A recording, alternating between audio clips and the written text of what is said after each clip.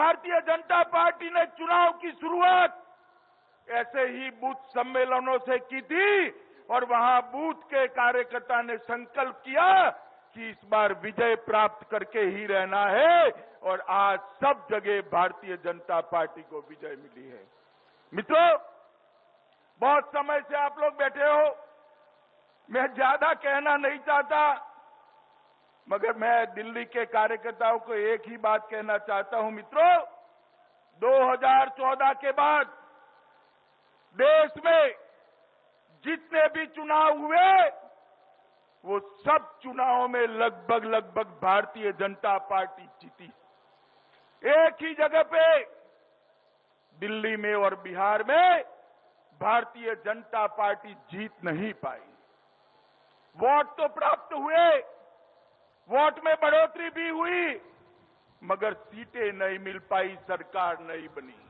आज भारतीय जनता पार्टी का कार्यकर्ता जो हजारों की संख्या में इस पंडाल में है, वो संकल्प लेकर जाए कि जो कमी विधानसभा चुनाव में रह गई थी वो आज एमसीडी चुनाव में उसको समाप्त कर भारतीय जनता पार्टी का परचम दिल्ली में लहराएंगे। मित्रों, 2014 में जब हम चुनाव में गए, उस वक्त देश में एक अजीब प्रकार का माहौल था। मित्रों,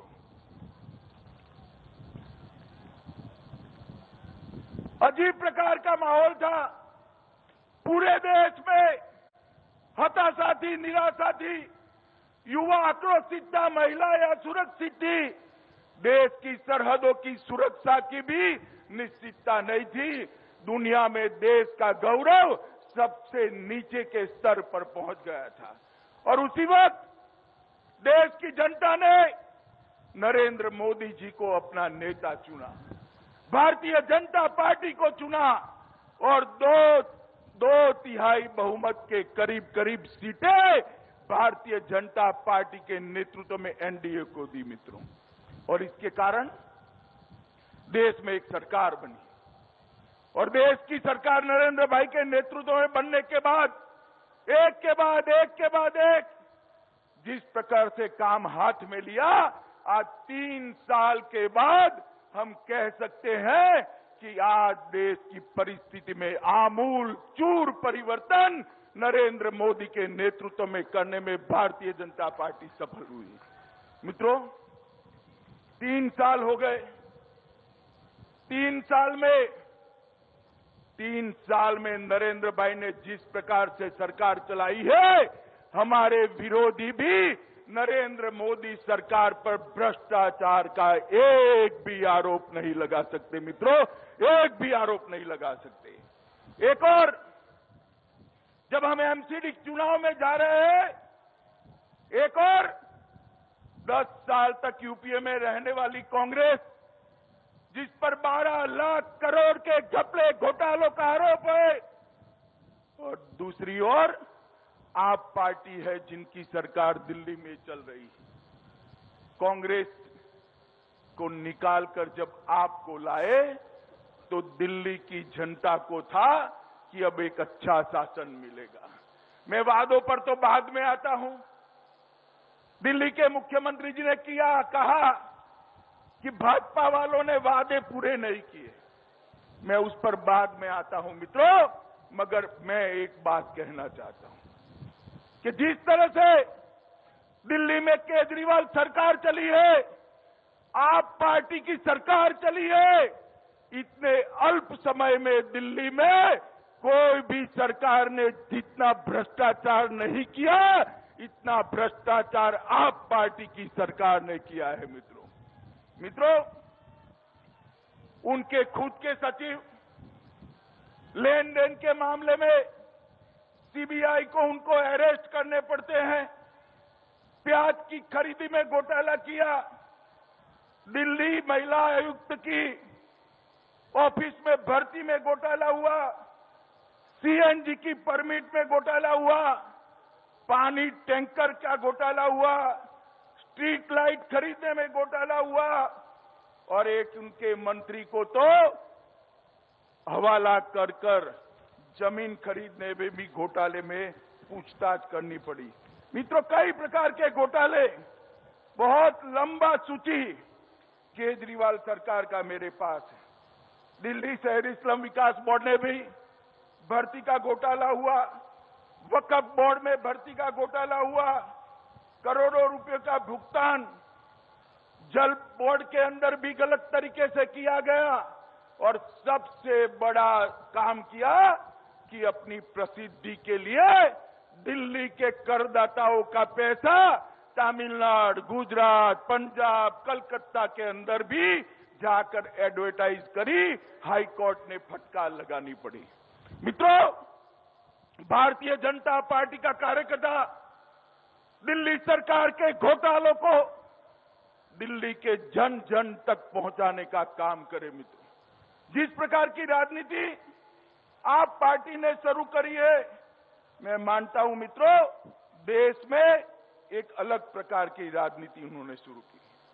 अभी यहां आने के पहले मैं देख रहा था, मुख्यमंत्री जी प्रेस ले रहे थे। उन्होंने कहा कि भाई उत्तर प्रदेश में भारतीय जनता पार्टी ने वादा किया था कि उत्तर प्रदेश में भारतीय जनता पार्टी की सरकार बनती है तो किसानों का कर्ज माफ करेगी, छोटे और सीमांत किसानों का कर्ज माफ करेगी, और अभी कर्ज माफ नहीं किया। मित्रों, उत्तर प्रदेश में तो भारतीय जनता पार्टी की सरकार बने हुए अभी एक सप्ताह भी समाप्त नहीं हुआ और केजरीवाल जी हमारा अकाउंट मांग रहे हैं। श्रीमान केजरीवाल, आप चिंता मत करिए, उत्तर प्रदेश में भारतीय जनता पार्टी की सरकार है। हमने जितने वादे किए हैं, एक एक वादे को चुन चुन कर समाप्त कर फिर से मैंडेट के लिए जाने वाले हैं। आपको चिंता करने की जरूरत नहीं है, मगर आपके 2.5 साल समाप्त हो गए हैं और आपने दिल्ली की सरकार जनता के सामने जो वादे किए थे, मैं आपका अकाउंट तो नहीं मांगता, क्योंकि हिसाब तो इससे मांगते हैं जो जिम्मेदार होता है, मगर मैं आपको याद दिलाना जरूर चाहता हूं। 500 स्कूल नए बनाने की आपने बात करी थी, एक भी स्कूल नहीं बना। 29,000 प्राध्यापकों को लेने की बात करी थी, कुछ नहीं हुआ। 20 नए डिग्री कॉलेज बनाने का वादा था, एक भी नींव नहीं रखी गई। 3 नए ITI बनाने थे, 5 नए पॉलिटेक्निक बनाने थे, कुछ नहीं हुआ। यूनिफाइड ट्रांसपोर्ट अथॉरिटी बनानी थी, कुछ नहीं हुआ। महिलाओं की सुरक्षा के लिए 3 पेज भरकर वादे किए थे, 3 लाइन भी नहीं करी आपने, 3 लाइन भी नहीं करी। मित्रों, 900 प्राइमरी हेल्थ सेंटर नए खोलने थे, कुछ नहीं हुआ। 30,000 अस्पताल में नए बेड बढ़ाने थे, कुछ नहीं हुआ। सुपर स्पेशलिटी अस्पताल की सेवाएं अपग्रेड करनी थी, कुछ नहीं हुआ। 60 करोड़ का आवंटन करने के बाद भी आम आदमी कैंटीन बनाने वाले थे, कहीं पर दिल्ली वालों को कैंटीन नजर में नहीं आती है। 2 लाख पब्लिक टॉयलेट्स बनाने थे, आप जरा केजरीवाल जी 2 लाख छोड़ दीजिए, 2,000 का हिसाब दे दो तो भी दिल्ली की जनता को लगेगा कुछ तो किया है। मित्रों, अस्थायी कर्मचारियों को परमानेंट करने के लिए वादा किया था, एक भी वादा समाप्त नहीं हुआ। मित्रों, अब ये केजरीवाल जी भारतीय जनता पार्टी का हिसाब मांगते हैं। मित्रों, मैं आपको पूछना चाहता हूं, भारतीय जनता पार्टी के कार्यकर्ता केजरीवाल जी ने जो वादे पूरे नहीं किए हैं, वो लेकर दिल्ली की जनता के पास जाएंगे या नहीं जाएंगे, बताइए जरा जोर से बोलिए, जाएंगे? मित्रों, जिस प्रकार से झूठे वादों की जड़ी चलाई थी, मैं दिल्ली की जनता को कहना चाहता हूं, फिर से चुनाव का मौसम आ गया है। जब चुनाव का मौसम आता है तब केजरीवाल जी वादों की झड़ी बरसा देते हैं और चुनाव के बाद उनको दिल्ली वाले ढूंढते हैं तो कभी पंजाब मिलते हैं, कभी गोवा मिलते हैं, कभी गुजरात मिलेंगे, कभी उत्तर प्रदेश मिलेंगे, कभी नॉर्थ ईस्ट में मिलेंगे, और जहां जहां गए वहां वहां हारने का रिकॉर्ड बनाकर आए मित्रों, चुनाव हारने का रिकॉर्ड बनाकर आए। चाहे वो लोकसभा का चुनाव हो, चाहे पंजाब का हो, चाहे और कहीं लड़े हो, महाराष्ट्र का चुनाव हो, हर जगह पे हारने का रिकॉर्ड ये केजरीवाल सरकार ने बना है। मित्रों, सबसे बड़ी बात है, उन्होंने कहा था कि हम साफ सुथरा शासन देंगे, कानून और व्यवस्था ठीक करेंगे। अब कानून और व्यवस्था तो उनके हाथ में नहीं है। केजरीवाल जी, कानून और व्यवस्था ठीक करना छोड़ दो, आपके विधायकों को अगर संभाल कर रखो तो भी दिल्ली की जनता पर बहुत बड़ी मेहरबानी हो जाएगी, बहुत बड़ी मेहरबानी हो जाएगी। उनके एक पूर्व कानून मंत्री है, वो फर्जी डिग्री के मामले में धरे जाते हैं। महिला कल्याण मंत्री रेप के मामले में धरे जाते हैं, और आशुतोष जी उनकी तुलना गांधी जी से करते हैं। मित्रों, खाद्य मंत्री, उनके खाद्य मंत्री रुश्वत लेते हुए पकड़े जाते हैं। ये सूची कोई 1, 2, 3 की नहीं है, 13 विधायकों पर, आप पार्टी के 13 विधायकों पर सरकार बनने के बाद एक के बाद एक क्रिमिनल केस हुए हैं मित्रों, 13 विधायक पर। राजनीति के अंदर परिवर्तन की बात करते थे, सूचिता लाने की बात करते थे, क्रिमिनलाइजेशन खत्म करने की बात करते थे। आज उनके 13 विधायक एक के बाद एक क्रिमिनल केस में फंसे हैं, मगर केजरीवाल जी दिल्ली की जनता को जवाब नहीं देते हैं। मैं उनको कहना चाहता हूं, केजरीवाल जी वादों की छोड़िए, ये 13 विधायक पर जो क्रिमिनल केस हुआ है, जरा भी शर्म बची है, जरा भी शर्म बची है तो एमसीडी के चुनाव में प्रचार करने के पहले ये 13 विधायकों के लिए दिल्ली की जनता को जवाब देना चाहिए केजरीवाल ने। जरा भी शर्म बची है तो आप पार्टी की सरकार के द्वारा जो भ्रष्टाचार हुआ है उसकी न्यायिक जांच कराने के लिए उन्होंने घोषणा करनी चाहिए मित्रों, मगर वो नहीं करेंगे, फिर से वादों की झड़ी बरसाएंगे। और अभी यूपी के भारतीय जनता पार्टी की सरकार का हिसाब मांगते थे। भैया केजरीवाल जी, यूपी की भारतीय जनता पार्टी की सरकार तो अभी अभी बनी है, 1 सप्ताह हुआ है, मगर मैं कहना चाहता हूं, भारतीय जनता पार्टी में जो कहते हैं वो करते हैं। जब 2014 का चुनाव था मित्रों, तब प्रधानमंत्री जी ने देश के सामने कई सारी बातें करी थी, और मुझे कहते हुए गर्व है कि प्रधानमंत्री जी के नेतृत्व में वो सारी बातें आज समाप्त होने की दिशा में जा रही है। और केजरीवाल जी, आप सुन लीजिए, 2019 में हम जब जनता का मैंडेट लेकर जाएंगे, हमारा घोषणा पत्र हाथ में लेकर जाएंगे और एक एक वादों का हिसाब इस देश की जनता को देंगे। इसको कहते हैं सुचितावारी राजनीति। मित्रों, हमने कहा था कि इस देश की सुरक्षा, इस देश की सरहदों की सुरक्षा को हम सुनिश्चित करेंगे। भारतीय जनता पार्टी की सरकार ने देश की सरहदों की सुरक्षाओं को सुनिश्चित किया है। मित्रों, सबको याद होना चाहिए, भाई हेमराज का सर काट कर ले गए थे, पाकिस्तान की धरती पर उसको अपमानित करने का काम किया था। मित्रों, भारतीय जनता पार्टी की सरकार ने आज स्थिति में बहुत बड़ा बदल किया है। उरी में पाक प्रेरित आतंकवादियों ने एक हमला कर दिया, बड़े सवेरे तड़के 3 बजे सोते हुए सैनिकों पर हमला किया, 12 जवान जिंदा जल गए, सोते हुए जवान, उनको लड़ने का मौका भी नहीं दिया, वो जवान जिंदा जल गए। पूरा देश हताश था, निराश था, गुस्से में था।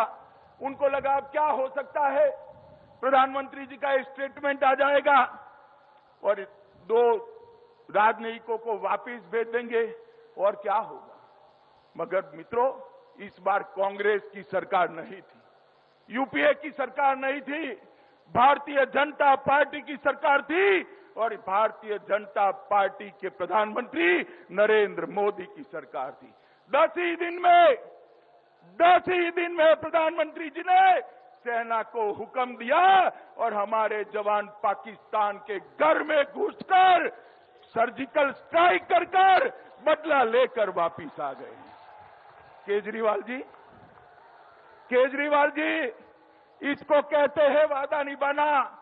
हमने कहा था कि भारतीय जनता पार्टी की सरकार बनेगी, भारतीय जनता पार्टी की सरकार बनेगी तो इस देश में से करप्शन को हम नेस्त नाबूद कर देंगे। मित्रों, 3 साल हो गए, 3 साल हो गए। इस खुले मन से मैं कहना चाहता हूं, विपक्ष के कोई नेता भी भारतीय जनता पार्टी पर भ्रष्टाचार का आरोप नहीं लगा सकते हैं। मित्रों, हमने कहा था कि हम आएंगे तो फाइनेंशियल डिसिप्लिन आएगी और अर्थतंत्र को गति मिलेगी। आज मुझे कहते हुए गर्व है मित्रों कि दुनिया में सबसे तेज रफ्तार से बढ़ने वाला अर्थतंत्र कोई है तो वो भारत का अर्थतंत्र दुनिया में सबसे तेज रफ्तार से बढ़ने वाला अर्थतंत्र है। मित्रों, हमने कहा था कि प्रधानमंत्री जी ने कहा था कि हर गांव में बिजली पहुंचाएंगे। 16,000 गांव थे जहां पर 70 साल के बाद भी बिजली नहीं पहुंची थी। 2.5 साल में 9,000 गांव में बिजली पहुंचाने का काम भारतीय जनता पार्टी की सरकार ने समाप्त कर दिया है। 2 करोड़ गरीब महिलाओं के घर में गैस का सिलेंडर पहुंचाने का काम समाप्त कर दिया है। प्रधानमंत्री मुद्रा बैंक योजना के माध्यम से 4 करोड़ युवाओं को स्वरोजगार देने की लोन देने का काम ये भारतीय जनता पार्टी की सरकार ने समाप्त कर दिया है। मित्रों, कई सारे काम हैं, 93 योजनाएं बनाई है, stand up India, startup India, skill India, बहुत सारी योजनाएं बनाई है और ये सब योजनाओं का सीधा निरीक्षण हमारे प्रधानमंत्री जी स्वयं कर रहे हैं। मित्रों, भारतीय जनता पार्टी ने एक नई कार्य संस्कृति देश की जनता के सामने रखी और इस एमसीडी चुनाव में भी भारतीय जनता पार्टी का हर कार्यकर्ता घर घर जाए, संकल्प कर जाए और एमसीडी चुनाव जीत कर आए। मित्रों, अभी मनोज जी कह रहे थे, मेरे सामने हिंदुस्तान का नक्शा रखा हुआ है, सब जगह भगवा भगवा दिखाई पड़ता है, मगर दिल्ली हिंदुस्तान का दिल है। मित्रों, दिल्ली दिल है, वहां एक सफेद स्पॉट दिखाई पड़ता है। मित्रों, मैं कहना चाहता हूं इस सारे हमारे कार्यकर्ताओं को, हजारों की संख्या में कार्यकर्ताओं को कहना चाहता हूं, एमसीडी का चुनाव एमसीडी जीतने के लिए नहीं है। अगली चुनाव विधानसभा में आप पार्टी को उखाड़ कर फेंक देने के लिए नींव डालने का चुनाव है। भारतीय जनता पार्टी का कार्यकर्ता अगले विधानसभा चुनाव की नींव डालने के लिए ये एमसीडी चुनाव को विजय का एक नींव डालने का काम करे। मित्रों, भारतीय जनता पार्टी मोदी जी के नेतृत्व में पूरे देश के अंदर एक विकास का यज्ञ चला रही है। मित्र, उस वक्त बहुत जरूरी है कि वो विकास का यज्ञ दिल्ली में भी चले और वो तभी चल सकता है जब एक अच्छी सरकार और अच्छी एमसीडी दिल्ली में हो। मित्रों, एक ऐसी सरकार चाहिए, एक ऐसी एमसीडी चाहिए जो केंद्र सरकार के साथ झगड़ा न करे, केंद्र सरकार के साथ पॉलिटिकल कारणों से झगड़ा न करे, विकास के लिए सहयोग लेकर दिल्ली का विकास करे। मित्रों, दिल्ली में हमारा सबसे पुराना काम जनसंघ के समय से सबसे पहले अगर कोई म्युनिसिपल कॉर्पोरेशन जीते थे तो दिल्ली का म्युनिसिपल कॉर्पोरेशन हम जीते थे। मित्रों, आप मुझे बताइए कि इस चुनाव के अंदर तीनों कॉर्पोरेशन भारतीय जनता पार्टी के कार्यकर्ता जीत कर आएंगे क्या? जरा जोर से बोले, जीतेंगे। आप संकल्प करते हो। मोदी जी के नेतृत्व में देश में जो विकास यज्ञ चल रहा है, इसमें दिल्ली भी जुड़ेगा। दिल्ली में अपना विजय रथ आगे बढ़ेगा। कॉरपोरेशन के चुनाव में हम भाजपा के लिए हर प्रत्याशी को जिताने के लिए प्रयास करेंगे। घर घर जाएंगे, भाजपा का संदेश पहुंचाएंगे, मोदी जी का संदेश पहुंचाएंगे। और मित्रों, जब एमसीडी चुनाव में भारतीय जनता पार्टी की जीत होगी, मैं आपको इस बात का विश्वास दिलाना हूं, अगली सरकार भी दिल्ली में भारतीय जनता पार्टी की होगी। मित्रों, तो मेरे साथ फिर से एक बार सभी कार्यकर्ता, दूर दूर नजर न पहुंचे तक कार्यकर्ता खड़े हैं। सभी कार्यकर्ता दोनों हाथ उठाकर, मुट्ठी भींचकर, बुलंद आवाज से विजय के संकल्प के साथ बोलिए, भारत माता की, भारत माता की, भारत माता की, वंदे मातरम।